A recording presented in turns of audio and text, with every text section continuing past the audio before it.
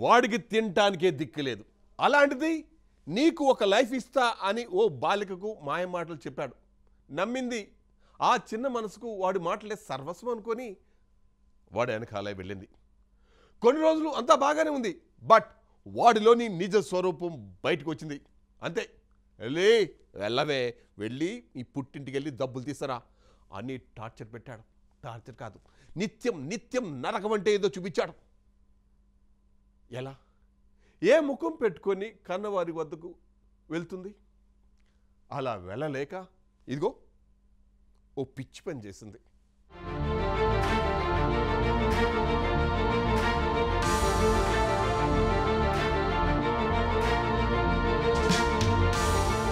ప్రేమించిన యువకుడి వేధింపులు తాళలేక బాలిక ఉరేసుకుని ఆత్మహత్య చేసుకుంది. ఈ ఘటన యాదాద్రి భువనగిరి జిల్లా మోత్కూరు మండల కేంద్రంలో వెలుగులోకి వచ్చింది. ఏపీలోని విజయవాడకు చెందిన బాలిక ఇంటర్మీడియట్ ఫస్ట్ ఇయర్ చదువుతోంది. ఆమెకు సోషల్ మీడియా ద్వారా మోత్కూరుకు చెందిన కందుకూరి మున్నాతో పరిచయం ఏర్పడింది. ఈ పరిచయం కాస్త ప్రేమగా మారింది.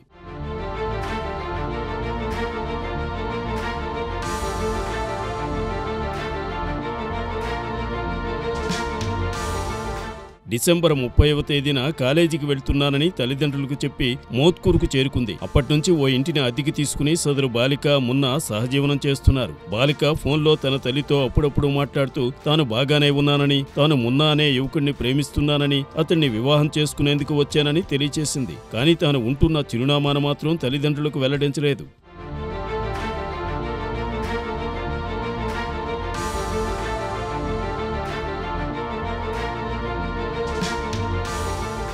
సదరు బాలిక మరోసారి తన తల్లికి వీడియో కాల్ చేసి 15,000 రూపాయలు కావాలని ఏడుస్తూ అడిగింది. ఎందుకమ్మా అని కూతుర్ని తల్లి ప్రశ్నించగా, మీ అమ్మ దగ్గర డబ్బులు తీసుకురావాలని మున్నా వేధిస్తున్నాడని, తనను కొట్టాడని తల్లికి వివరించింది. ఈ క్రమంలో తాము అద్దెకి ఉంటున్న ఇంట్లో సీలింగ్ ఫ్యాన్ కు చున్నీతో ఉరివేసుకుని ఆత్మహత్య చేసుకుంది. తనను మున్నా వేధిస్తున్న విషయాలన్నీ బాలిక సూసైడ్ నోట్లో పేర్కొంది.